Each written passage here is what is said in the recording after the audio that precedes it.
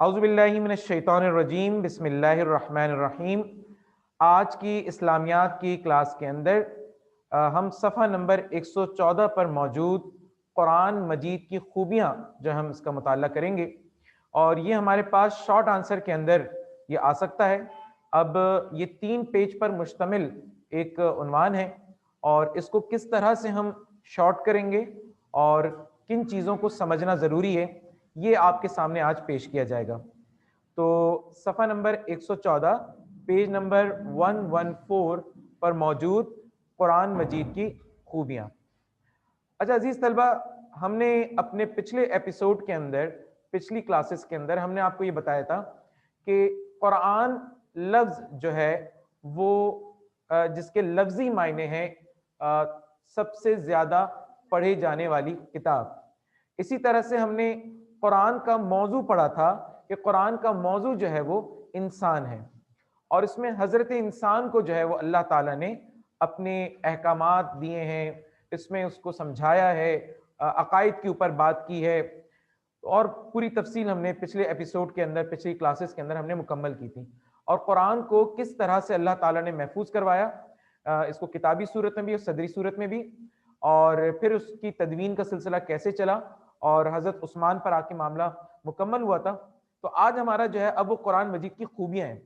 वैसे तो इस मुख्तसर सी क्लास के अंदर कुरान की खूबियों को मुकम्मल करना मेरे बस की बात तो नहीं है। कुरान एक ऐसी किताब है कि जो अल्लाह पाक की तरतीब करदा है, अल्लाह ताला का कलाम है, अल्लाह ताला का बंदों के साथ कलाम है। भला मैं या कोई भी शख्स, उसकी क्या मजाल हो सकती है कि वो इस कुरान मजीद, फुरकान हमीद जो रहती दुनिया की इंसानियत तक के लिए राह निजात है, वो उसकी मुकम्मल खूबियाँ बयान कर सके। तो मैं मुकम्मल खूबियाँ तो नहीं बयान कर पाऊंगा। हाँ, इस मुख्तसर से वक्त के अंदर मैं चंद खूबियों के ऊपर आपके सामने गुफ्तगू करूंगा। तो जैसे कि यहाँ मौजूद है कि कुरान मजीद में ऐसी खूबियाँ मौजूद हैं जिनके सबब ये किताब जिंदा और जावेद बन गई है। रहती दुनिया तक के इंसानियत के लिए ये जिंदा और जावेद किताब है।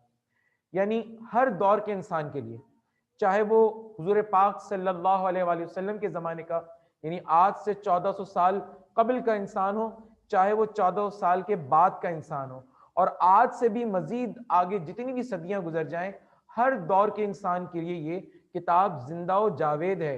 यानी इसमें उसके लिए निजात का जरिया मौजूद है, और ये हर दौर के इंसान को एड्रेस करती है, हर दौर के इंसान को अपील करती है, हर दौर के इंसान के लिए जो है वो बात करती है। हर, यानी ऐसा नहीं है कि आज से अगर मैं कहूं कि 2000 के अंदर मोबाइल फोन एक अचंभे सी बात थी, यानी आज से 20 साल पहले मोबाइल फोन कहना जो है वो इतने बड़े बड़े हैंडसेट होते थे, और जो है वो लोग बड़े भरम के साथ जो है हाथों में लिए यूं चलते थे। यानी खुद मैंने भी जो 2003 के अंदर पहली मोबाइल सिम खरीदी थी, आपको कीमत बताऊंगा तो हैरान होंगे, 6,000 रुपए की। उस वक्त 6,000 रुपए की एक सिम, मोबाइल फोन जो सेट आते थे वो, और आज यानी 20 साल बाद अगर आज हम बात करें तो वो दौर यकीनन टेक्नोलॉजी के लिहाज से बहुत पीछे था। आज का दौर टेक्नोलॉजी के लिहाज से बहुत आगे एडवांस हो चुका है, और अभी आगे अगले 20 साल बाद क्या होगा, 50 साल बाद क्या होगा, 100 साल बाद क्या होगा, हमें नहीं पता। लेकिन हाँ, ये जरूर पता है कि इंसान जिद्दत इख्तियार करता जा रहा है चीजों में, वो हमेशा तरक्की की तरफ जा रहा है। लेकिन इंसान कितना भी तरक्की कर ले, कुरान हर दौर के इंसान के लिए है। कुरान के अंदर जो बात कह दी गई है वो आखिरी इंसान जो इस दुनिया के अंदर होगा उस इंसान तक के लिए ये बात इस पैराग्राफ के अंदर बताई गई है। इन तमाम खूबियों का शुमार नामुमकिन होगा, मुसन्निफ भी यही कह रहे हैं, जो बात मैंने कही कि नामुमकिन है, सारी खूबियां तो हम नहीं बता सकते।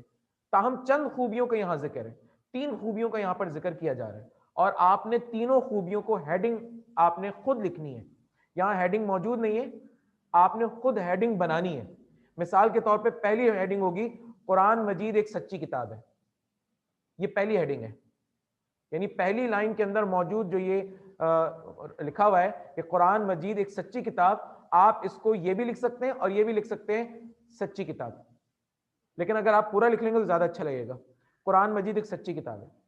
अच्छा, सच्चाई की बात अगर मैं आपको हवाला दूं, आप अगर अपनी उर्दू की किताब निकालें और जरा उसके अंदर सबक निकालें, जदीद साइंस और असरी तकाजे, गालिबन अगर मैं मुगालते पर नहीं तो शायद सफ़ा नंबर 27 पेज नंबर 27 आप जरा मुझे इसकी तस्दीक कर दीजिए कि पेज नंबर 27 पर जरा जाइए। 40, पेज नंबर 40 जरा आगे जाइए, जहां ये सबक खत्म हो रहा है, जहां ये सबक खत्म हो रहा है, जरा वहां पर जाके मुलाहिजा फरमाइए। मैं आपको इस किताब कुरान मजीद की सच्चाई आपको दिखाना चाह रहा हूं कि किस कदर इसकी बड़ी सच्चाई है। सफा नंबर 40 पर आपके पास ये सबक मौजूद है, और अगर आप सफा नंबर 45 पर, पेज नंबर 45 पर जहां ये सबक खत्म हो रहा है, अगर आप वहां जाएंगे तो वहां पर आपको अंग्रेजी के अंदर एक नाम लिखा हुआ नजर आ रहा होगा आपको, और ये नाम लिखा हुआ है मॉरिस बुकाय। जरा पढ़िए क्या लिखा है यहाँ पे।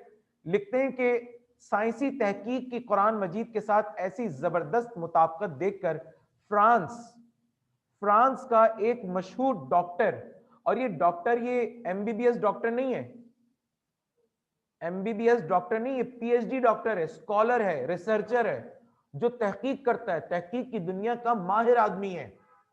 यानी उससे ज्यादा अक्ल फरासत किसके अंदर होगी?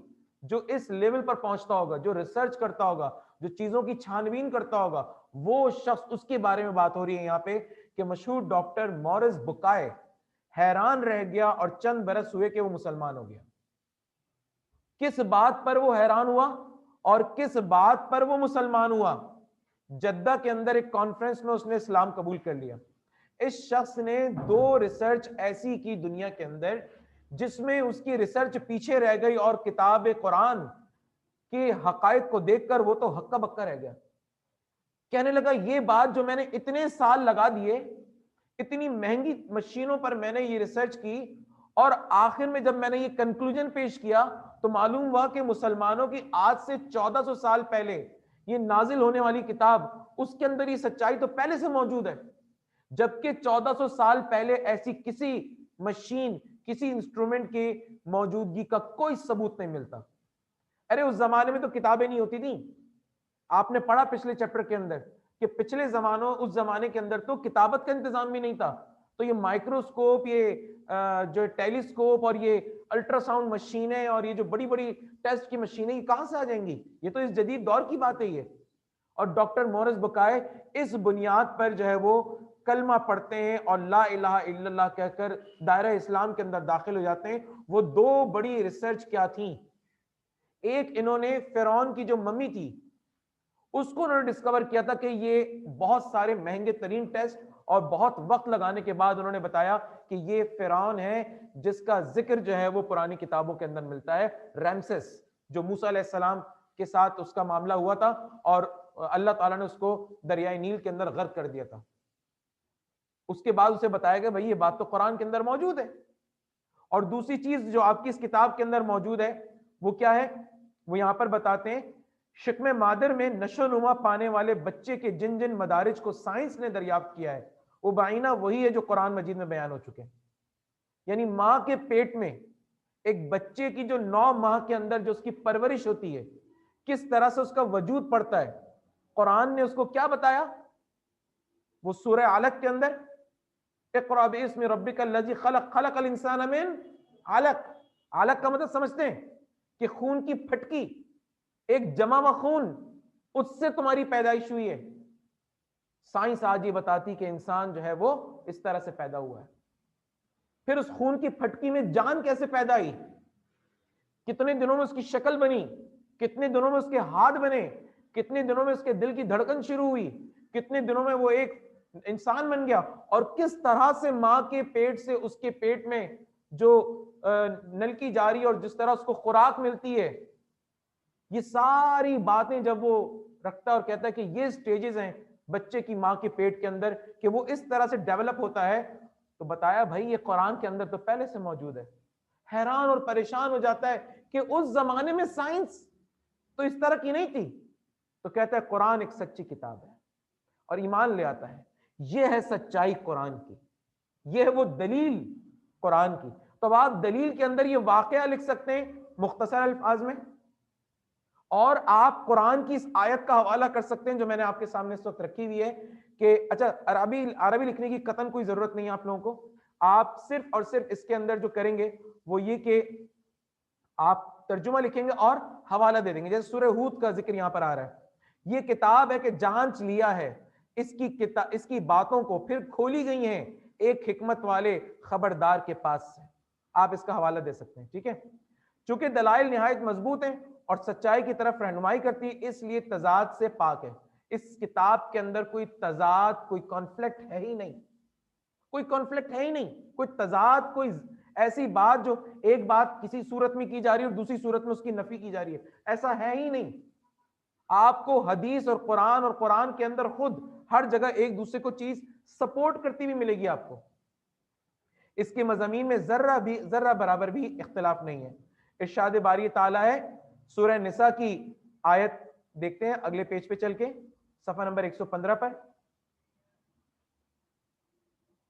अल्लाह ताला यहां पर क्या इरशाद फरमाते हैं, अगर ये होता किसी और के सिवाय अल्लाह के तो जरूर पाते इसमें बहुत तफावत। यानी आप अल्लाह, अगर ये किताब अल्लाह ने ना लिखी होती, इंसानों ने लिखी होती, तो आप देखते इसके अंदर बेशुमार तजाद आपको मिलते।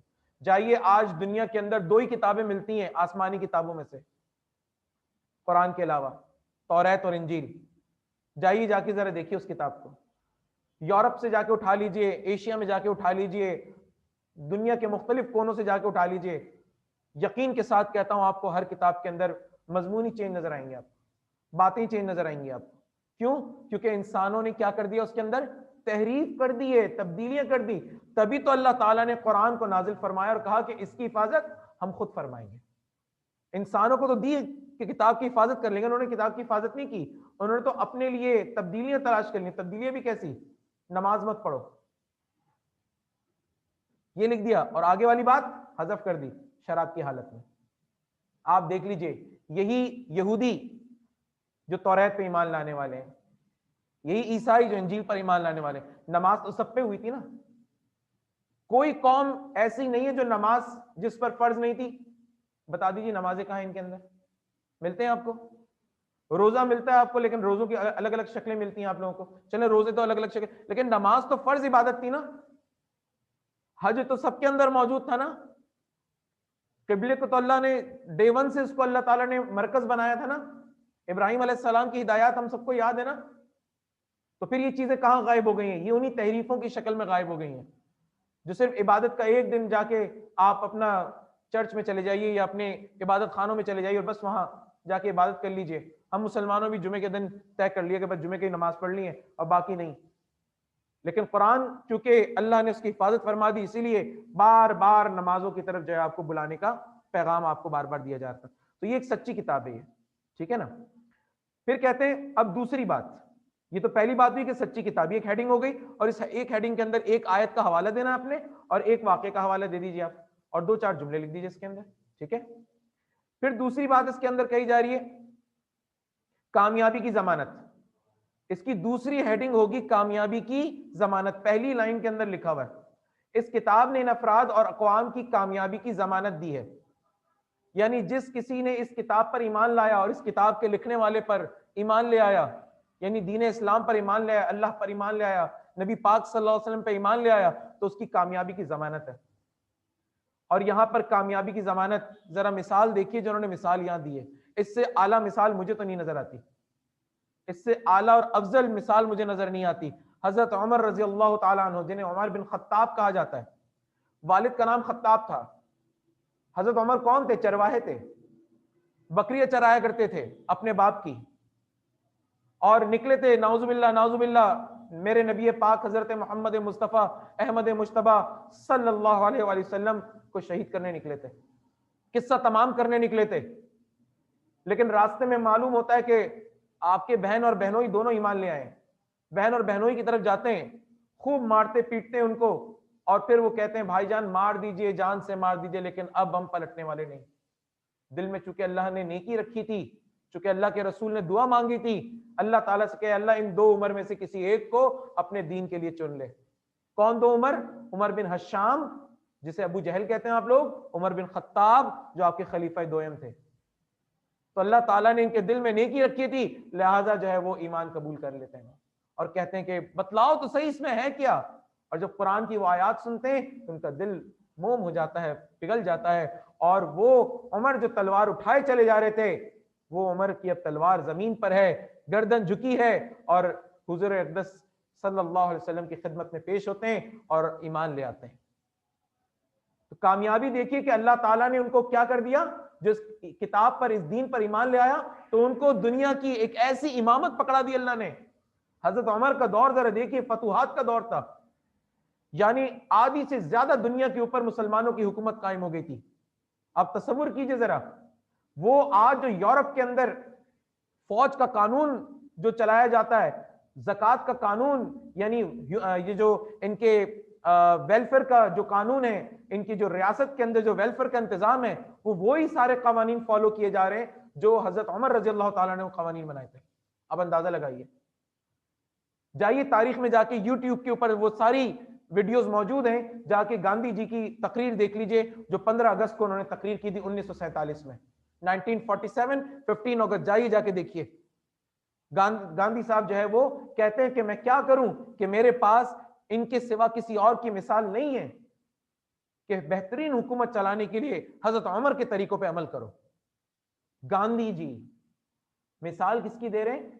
हमारे खलीफा दोयम की। दुनिया मिसालें दे रही हैं, तभी तो मेरे नबी ने कहा था मेरे सहाबा सितारों के मानिंद हैं, इनकी इत्तबा करो। तो मेरे प्यारे बच्चों, ये है कामयाबी। इसके अंदर पूरा ये जिक्र जो है वो आपको मिलता है इस वाक़े का जो मैंने भी आपके सामने बयान फरमाया अभी।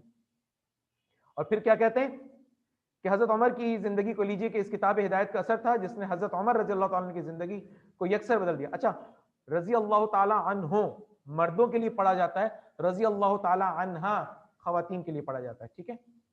वो उमर रजी अल्लाह ताला अन्हु जो अपने वालिद खत्ताब की बकरियां चराया करते थे और इनके वालिद इन्हें झड़का करते थे और ये कुव्वत अज़्म में कुरैश के मुतवस्सित लोगों में से थे, वही उम्र इस्लाम कबूल कर लेने के बाद तमाम आलम को अपनी अज़मत और सलाहियत से मुतहय्यर कर देते हैं। यानी मेरे नबी फरमाते हैं कि मेरे बाद अगर कोई नबी होता तो उमर होता। आप तसव्वुर कीजिए। और हजरत उमर के बारे में क्या फरमाया कि जिस रास्ते पे उमर चलता है उस रास्ते पे शैतान नहीं आता, शैतान तक घबरा जाता है हजरत उमर का सामना करते हुए। और वही एक इस्लामी सल्तनत की बुनियाद डालते हैं जो कैसर और किसरा की हुकूमतों पर हावी है। तदबीर सल्तनत में हमेशा के लिए वो रहनुमा उसूल मुकर्रर करते हैं जिन पर सारी दुनिया फख्र करती है। इतनी बड़ी सल्तनत के सरबराह होने के बावजूद वरा व तकवा में बेमिसल हैं।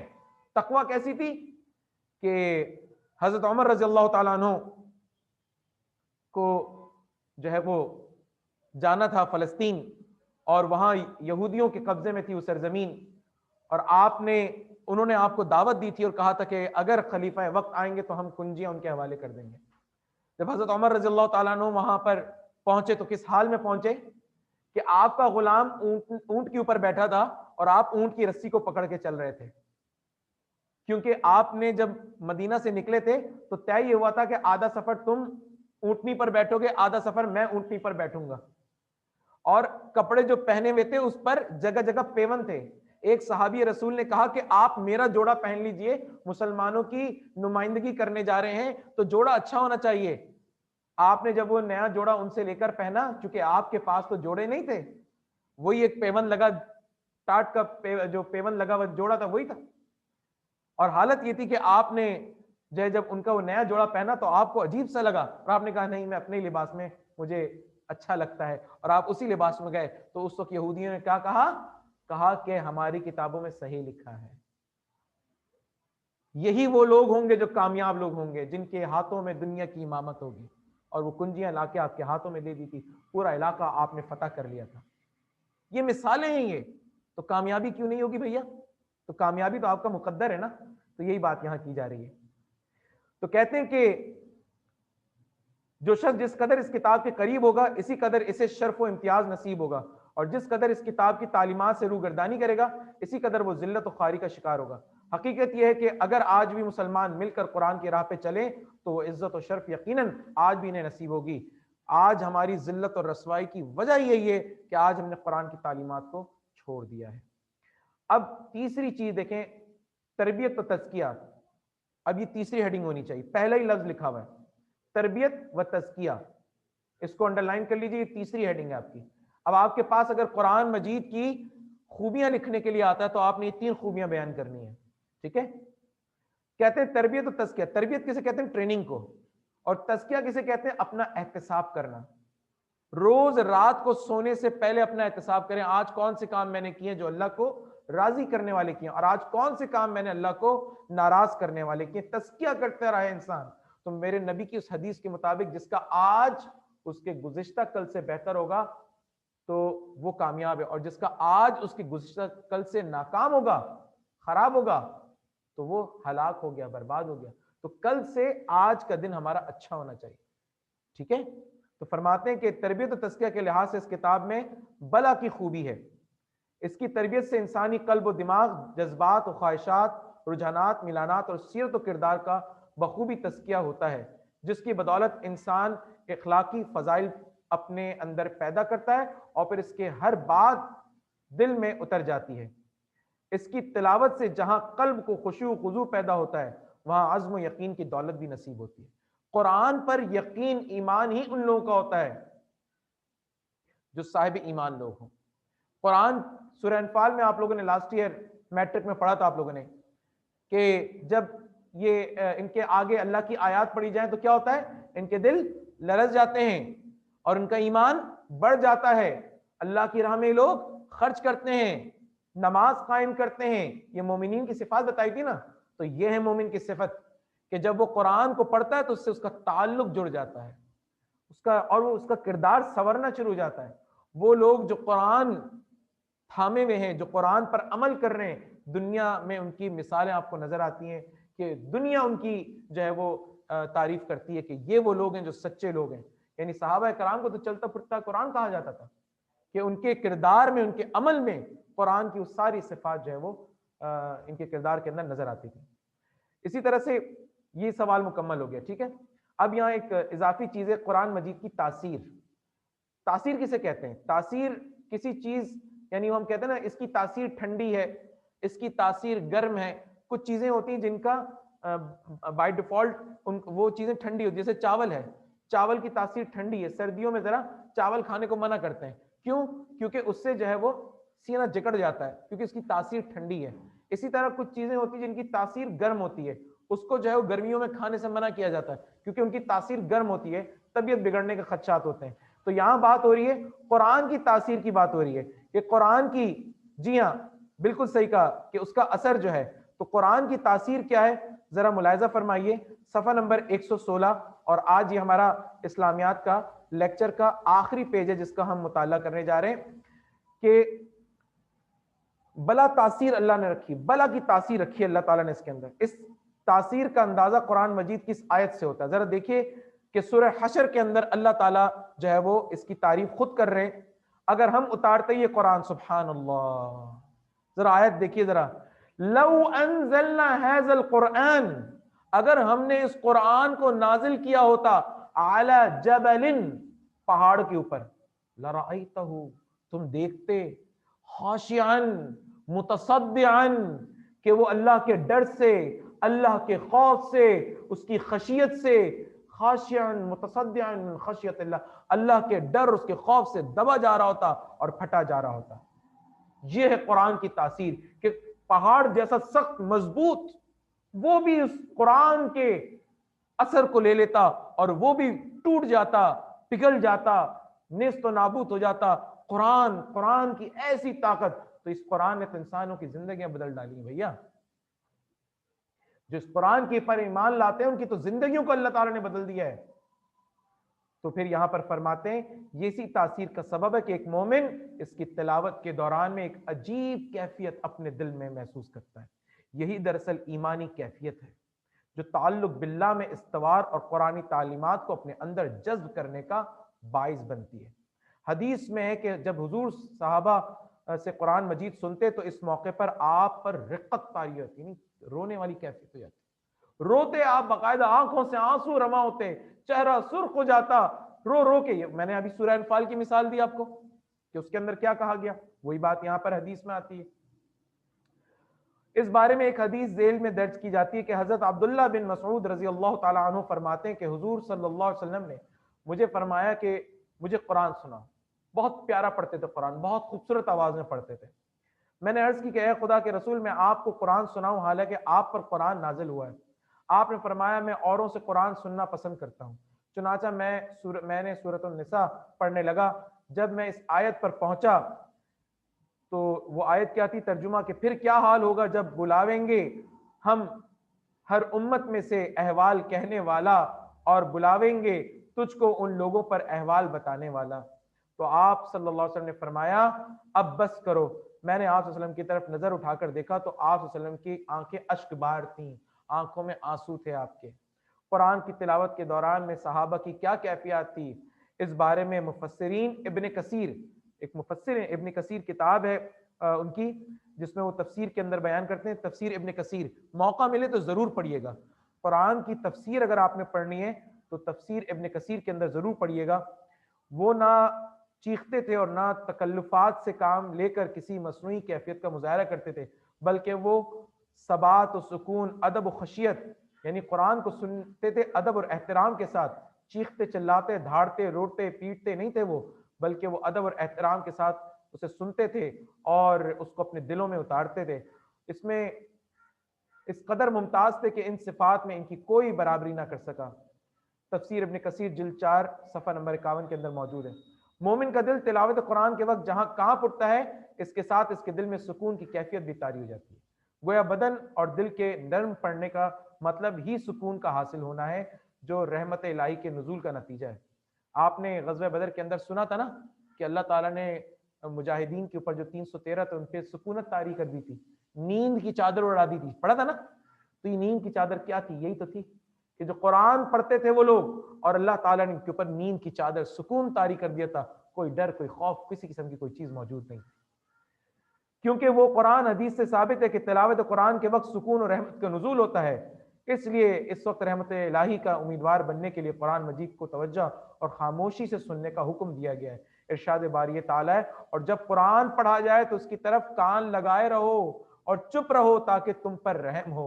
यानी अल्लाह ताला की रहमत के उम्मीदवार वही लोग हैं जो कुरान मजीद को तवज्जो से सुनते हैं, ताकि इसके जरिए कुरान इनके दिलों में उतर जाए। तो ये थी मेरे प्यारे बच्चों आज के इस्लामियात की क्लास का लेक्चर।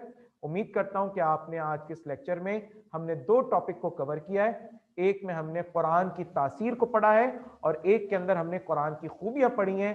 तो तासीर के हवाले से तो खैर सवाल शायद बने, इसमें इतने चांसेस ज्यादा नहीं, लेकिन जो सवाल ज्यादा इंपॉर्टेंट था मेरी नजर में वो कुरान की खूबियां थी, तो हमने उसको पढ़ा। अगली 2 क्लासेस जो है आइंदा जो हमारी होंगी इस्लामियात के लिहाज से, उसमें हम हदीस और सुन्नत का मुताल्ला करेंगे, और उससे अगली क्लास के अंदर हम हदीस की इक़साम पढ़ेंगे, और हदीस पे जो किताबें लिखी गई हैं सिहा सित्ता जिसे कहते हैं, 6 किताबें जो हदीस के हवाले से हैं, सित्ता माने 6 होता है, हम उसका मुताल्ला करेंगे।